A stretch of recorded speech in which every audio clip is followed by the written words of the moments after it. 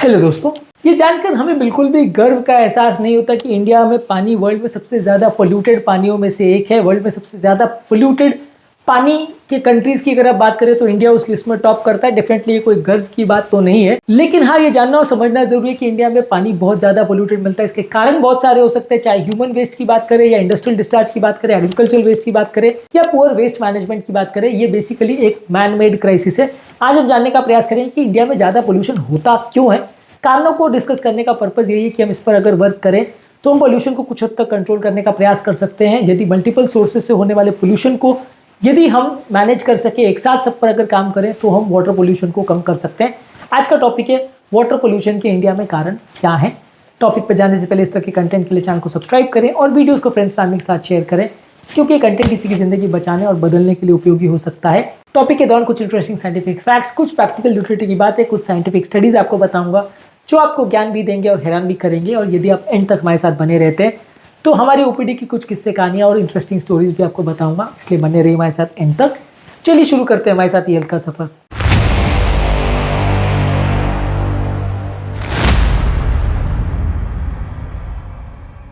आपकी नज़र में इंडिया में वाटर पोल्यूशन का सबसे बड़ा कारण क्या है? कमेंट सेक्शन में लिखकर हमें बताएं। सबसे बड़ा इंपॉर्टेंट कारण मुझे जहाँ तक लगता है कि सब घरों से निकलने वाला वेस्ट वाटर जो है वो डायरेक्टली नदियों में और पानी में चला जाता है। हर पानी, हर नाला सीधे जाके नदी में ड्रेन हो जाता है, उसका कोई ट्रीटमेंट नहीं किया जाता। इसमें ह्यूमन वेस्ट होता है, डिटर्जेंट होता है, ऑयल्स होता है, मेडिसिन होता है, केमिकल्स होते हैं। ये सारी चीज़ें हमारे नदियों में, लेक्स में और ज़मीन के पानी में भी घुस जाता है। ये सबसे इंपॉर्टेंट कारण है जिसकी वजह से इंडिया में पोल्यूशन ज़्यादा होता है कि घर के सीवेज को ट्रीटमेंट करने के लिए कोई तरीका ज़्यादातर जगह पे नहीं है। ज़्यादातर यही है कि बड़े बड़े सीवर लाइन से उसको ऐसे नालों में छोड़ दिया जाता है पानी, जहाँ पे वो नाले सीधे जाके नदियों में मिल जाते हैं। जब तक पानी नालों में रहता है तो बहुत कॉन्सेंट्रेटेड गंदगी रहती है, जब नदियों में चला जाता है तो गंदगी थोड़ी डाइल्यूट हो जाती है, लेकिन गंदगी फिर भी रहती है। उसको ट्रीटमेंट करने का कोई तरीका इंडिया में नहीं है। ज़्यादातर जगह पे ये गंदगी को दूसरे पानियों के सोर्सेज में छोड़ देना ही इसका ट्रीटमेंट माना जाता है। सेम चीज़ इंडस्ट्रियल वेस्ट के लिए भी। इंडस्ट्रियल वेस्ट में हैवी मेटल्स जैसे लेड, आर्सेनिक, मर्क्यूरी होता है, एसिड्स और सॉल्वेंट्स होते हैं, डाइज, पेस्टिसाइड्स और केमिकल्स होते हैं। ये सारे chemicals textile, dyeing, leather industry, pharma industry, paper mills, electroplating industry में होता है। और यहाँ पे भी कोई नॉर्म्स फॉलो नहीं होते। सारा पानी को नदियों में छोड़ने के उनको अलाउ कर दिया जाता है, कोई सफाई इसके लिए नहीं होती। फॉरेन कंट्रीज वगैरह में कई जगह पे ऐसा नहीं है, जहाँ पे स्ट्रिक्ट नॉर्म्स है, वहाँ पर ये इंडस्ट्रियल पानी को आप नदी के पानी में या वाटर सोर्सेज में नहीं छोड़ सकते। उनको प्रॉपर ट्रीटमेंट करना भी इंडस्ट्री की जिम्मेदारी होती है, तभी वो उस पानी को रिलीज कर सकते हैं। लेकिन यहाँ पे कुछ फॉलो नहीं होता और यहाँ पे वो अगर सिंपल नदी के पानी में भी डायरेक्टली एक पाइप के थ्रू उसको छोड़ देंगे तो कोई भी उनको माइंड नहीं करता, कोई भी उनको टोकता नहीं है, कोई भी पेनल्टी नहीं होती है। तो ये खराब रूल्स जो है इंडिया में, उसकी वजह से इंडस्ट्रियल वेस्ट भी इंडिया में ट्रीट नहीं होता है। इसके अलावा एग्रीकल्चरल फील्ड से फर्टिलाइजर जैसे नाइट्रेट, फॉस्फेट, पेस्टिसाइड, हर्बिसाइड्स, ये भी सारी चीज़ें बारिश के पानी के साथ आपके नदी में चली जाती है, जिसकी वजह से आपके पानी में बहुत ज़्यादा एल्गे भी होते हैं, फिश भी मर जाते हैं, और जिसकी वजह से वो पानी को जब हम पीते हैं तो और नुकसान करता है। तो खेतों में जो पोल्यूटेंट्स होते हैं, केमिकल्स होते हैं, वो भी बारिश के साथ नदियों में चले जाते हैं। उसको भी रोकने का कोई तरीका नहीं है और वो भी बहुत ज़्यादा यूज़ होता है इंडिया में, जिसकी वजह से भी पोल्यूशन बढ़ता है। प्लास्टिक और सॉलिड वेस्ट भी नदियों में डाला जाता है। नदियों को प्लास्टिक बैग्स, बॉटल्स, थर्मोकॉल, ये सारी चीज़ें नदियों के ऊपर बहती नजर आती हैं और ये माइक्रो प्लास्टिक्स में ब्रेक हो जाती है, जिसकी वजह से वो फिश की बॉडी में भी चली जाती है, पानी में भी तैरता रहता है और हेल्थ को नुकसान करता है।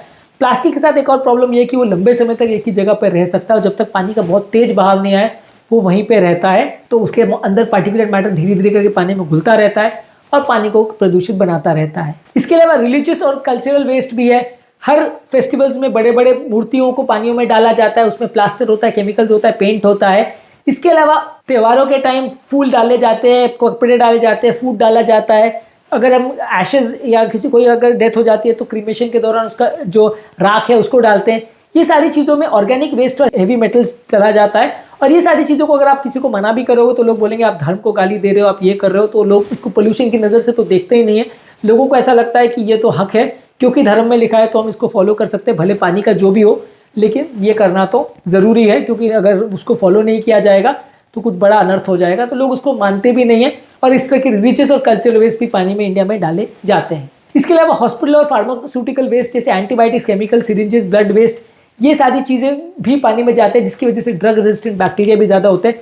हॉस्पिटल वेस्ट को डिस्पोज करने के भी प्रॉपर तरीके इंडिया में नहीं है, जिसकी वजह से ये काफ़ी एंटर्स में पानी में डाल दिया जाता है, जिसकी वजह से पानी खराब होता है। इसके अलावा कई एरिया में माइनिंग होती है, जिसकी वजह से मर्क्यूरी, सिल्ट और आर्सेनिक ये पानी में निकलता है और ये पानी को बहुत ज़्यादा टॉक्सिक और टर्बिड बना देता है। कई लो लाइंग एरियाज में माइनिंग की जाती है, सैंड माइनिंग की जाती है, यानी मिट्टी निकाली जाती है, इसकी वजह से भी पानी का पोल्यूशन बढ़ता है। इसके अलावा कई बार अगर फ्यूल का लीकेज हो रहा है या ऑयल लीकेज हो रहा है, जैसे बोट्स है, पोर्ट्स है, रिफाइनरीज है, ये सारे छोटा मोटा जो लीकेज ऑयल का या फ्यूल का पानी में होता है, इससे भी कई मछलियां वगैरह मर जाती है और इससे भी पानी खराब होता है। इसके अलावा जमीन के पानी में कंटामिनेशन का वजह होता है फ्लोराइड, आर्सेनिक और नाइट्रेट्स। ये खासकर राजस्थान, यूपी, बिहार, बंगाल ये सब एरिया में ज्यादा देखने को मिलता है। वहां पे ये कंटामिनेट जो है धीरे धीरे करके ग्राउंड वाटर में मिल जाते हैं, जिसकी वजह से हम बोरवेल का पानी भी अगर पीते हैं तो वो भी नुकसानदायक होता है, क्योंकि उसमें भी बहुत सारे केमिकल्स मिल जाते हैं। इसके अलावा हमारे यहाँ सीवेज ट्रीटमेंट प्लांट्स प्रॉपर नहीं है, पाइपलाइंस भी कई जगह टूटी रहती है, कई बार ओपन ड्रेन सीधे पानी में चली जाती है।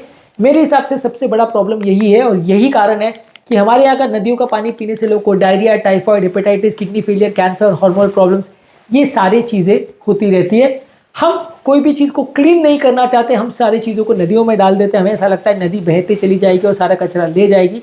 At the end of the day ऐसा कुछ होता नहीं है और सारा पानी और सारा कचरा हमें ही पीना पड़ता है। बस ये है कि हायर एरियाज में जो कचरा डाला जाता है वो लोअर एरियाज में लोगों को पीना पड़ता है। यानी कि अगर नॉर्थ एरिया में कोई या ऐसे एरिया में जहाँ से नदी का उद्गम हो रहा है वहाँ पे कचरा आप डाल रहे हो, तो जैसे जैसे नदी नीचे जाते जाएगी वो और पोल्यूटेड होती चली जाएगी और जब तक वो समुद्र में ना मिल जाए उसमें पोल्यूटेंट्स रहेंगे। समुद्र के मिलने के बाद वो समुद्र को पोल्यूटेड करेंगे, तो हर जगह पे वो पोल्यूशन का हमें ही सामना करना पड़ता है। जितना बड़ा पानी का सोर्स है, पानी खुद को ही डाइल्यूट कर देता है, जिसकी वजह से थोड़ा इफेक्ट हो सकता है, कम हो जाए। पर कंपैरेटिवली ह्यूमन सोसाइटी के आसपास जितना पानी रहता है वो उतना ज़्यादा कॉन्सेंट्रेटेड वे में गंदा होता है। यानी सीवर का पानी सबसे गंदा होता है, जब वो नाले में जाता है तो उससे कम गंदा होता है, वो जब नदी में और तालाब में जाता है तो थोड़ा गंदगी और डाइल्यूट हो जाती है और समुद्र में जाता है तो थोड़ा और डाइल्यूट हो जाती है।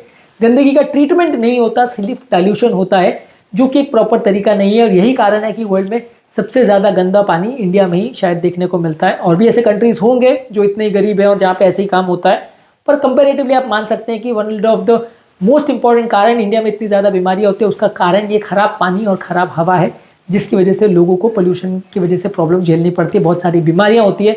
इनफैक्ट धीरे धीरे करके वर्ल्ड का कैंसर कैपिटल भी इंडिया बनते जा रहा है। पहले तो खाली डायबिटीज़ और हार्ट अटैक ही इंडिया में सबसे ज़्यादा देखने को मिलते थे, अब तो कैंसर भी ऐसा हो गया है कि फॉरेन कंट्रीज़ में कैंसर का चांस कम हो रहा है और इंडिया में कैंसर का चांस बढ़ रहा है। तो कंपैरेटिवली धीरे धीरे करके वर्ल्ड का कैंसर कैपिटल भी इंडिया ही बनने वाला है। ऑब्वियसली कोई तारीफ की बात नहीं, ये बुराई की ही बात है कि ये हमारे लिए कोई ऐसा ताज नहीं है जो हमने पहना है, ये एक बुराई ही है जिसको हम धीरे धीरे करके धारण कर रहे हैं। उम्मीद करूंगा कि आज के टॉपिक में कुछ नई बातें जानने को मिली होगी। जो लोग हमारे चैनल पर नए हैं, मैं रिक्वेस्ट करूंगा कि चैनल को सब्सक्राइब करें।